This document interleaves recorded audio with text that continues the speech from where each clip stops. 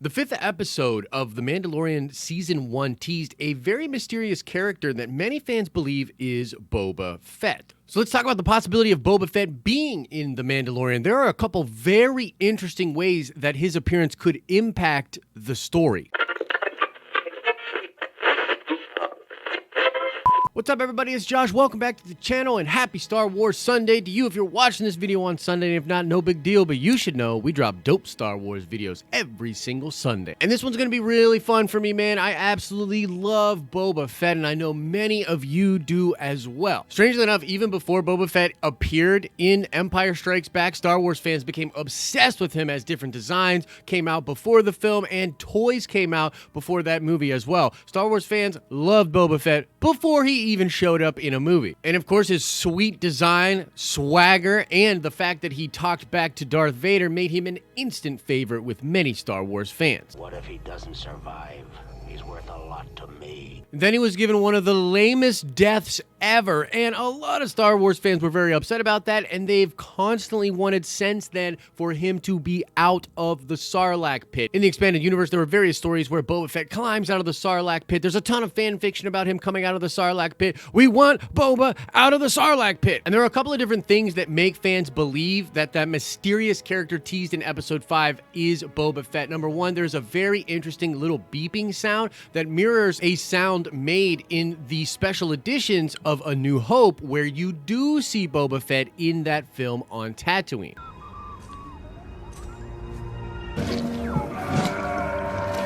And also just the fact that the bounty and that character in that episode of The Mandalorian is such a notoriously dangerous target that there would only be a few bounty hunters willing to go after it. Number one being The Mandalorian, number two being Boba Fett. So now let's talk about a couple of different really interesting things that Star Wars fans will just go nuts for if Boba Fett does show up in The Mandalorian. Number one, if Boba Fett shows up, we could get a better explanation as far as why Jango and Boba are not considered Mandalorians and how the Mandalorians view Jango and Boba. Because yeah, if you didn't know, the Mandalorians do not consider Jango and Boba Fett to be actual Mandalorians. They are downplayed as just being bounty hunters that have Mandalorian armor. And this comes from the Clone Wars.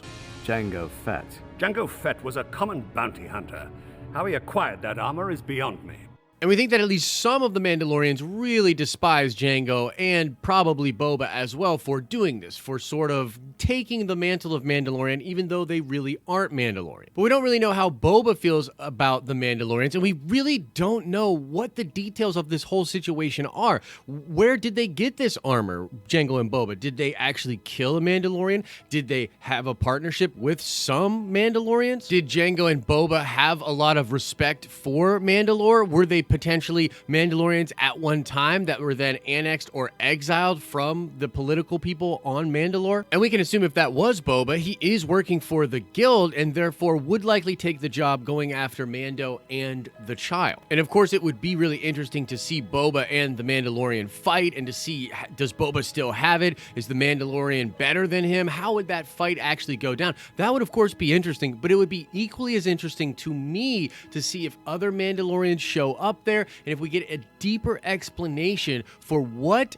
exactly is going on with Jango and Boba. Why are they not Mandalorians? What is their relationship to Mandalore? How does all of that piece together? I think that's something that a lot of Boba Fett fans would really like to see. And we of course know that things are very different in the galaxy now as compared to the timeline back in the Clone Wars era where Mandalore was looking down at Boba and Jango. Things are just way different right now. So could there be an opportunity for the goals of Mandalore and the Mandalorian and the goals of Boba Fett to actually come together? Could we see Boba Fett actually join with the Mandalorians? Is Mandalore now more open to having someone like Boba join their ranks, as we believe their numbers are very, very small and their planet is probably still under Imperial occupation? And so as you can see, there's just all kinds of awesome opportunities there for the character of Boba Fett and his relationship to Mandalore to be further explained, which would be really great. Now, another really interesting opportunity presented by putting Boba Fett into this story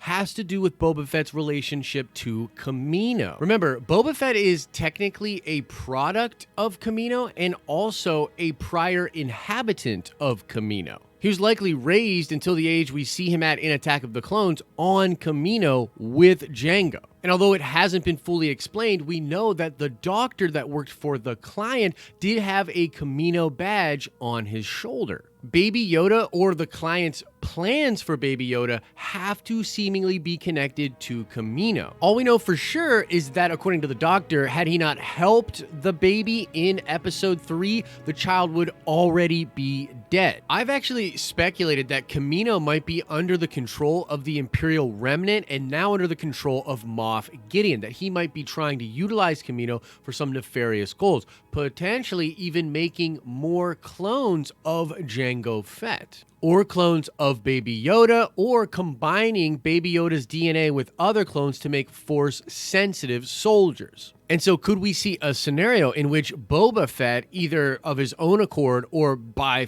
being forced to, works with our heroes and helps them out with understanding Kamino and perhaps even dismantling some crazy plan that Moff Gideon has on Kamino? Could there be some wider story being told here? A really interesting way to tie Boba Fett's history to both The Mandalorian and the child, and of course, Kamino. A lot of Star Wars fans are convinced that that was Boba Fett in that 5th episode and that he will be making an appearance in the show. I'm not 100% convinced. I'm something like 80%.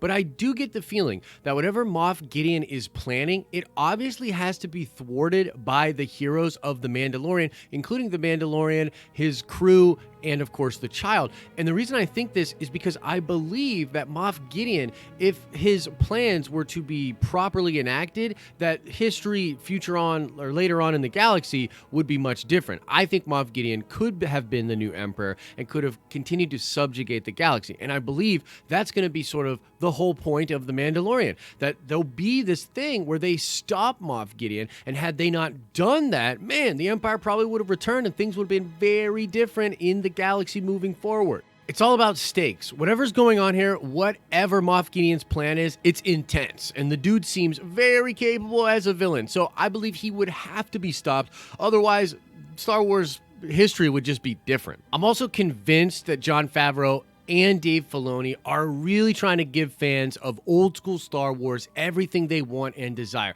It's just clear from the art direction, from the things they have in the credits, and the way they touch on old school things in Star Wars. It just really feels like the goal is to please the old school Star Wars fan and to give them a bunch of new knowledge and information in this wide tapestry that is Star Wars lore and history. And they're both hyper aware of how incredibly popular Boba Fett is as a character. In the press release announcing The Mandalorian, they mentioned Jango and Boba Fett as Mandalorians, despite them knowing that that's not actually true in Star Wars canon. They mentioned it anyways because they know that's the best way to get mass audiences to recognize what a Mandalorian is, because Jango and Boba might not be real Mandalorians, but they're also the most popular Mandalorian things in Star Wars. And if you don't think Dave Filoni or Jon Favreau has a brilliant way to bring Boba in, to properly explain all of that lore, and to give him a very special piece in canon moving forward,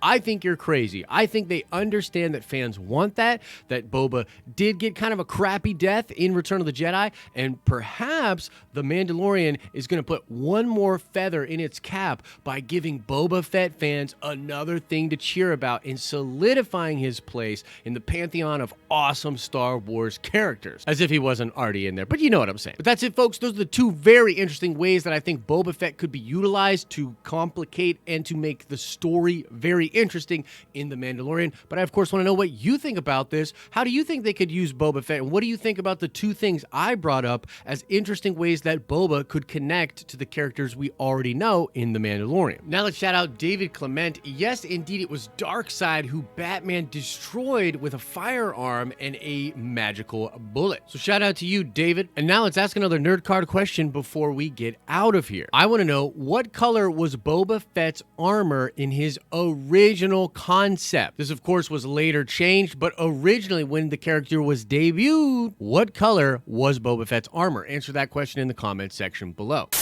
If you absolutely need more nerdy content in your life, you can click or tap over there to get lost down a rabbit hole on some of our content, or you can come on by our live streams, which we do every morning, Monday through Friday at 10 a.m. Eastern Standard Time on our live streaming channel. If you like this video, consider giving it a like and maybe sharing it with somebody else you think might enjoy it. And as I always say, I hope you're having an awesome and a nerdy day, and I'll see you in the next video.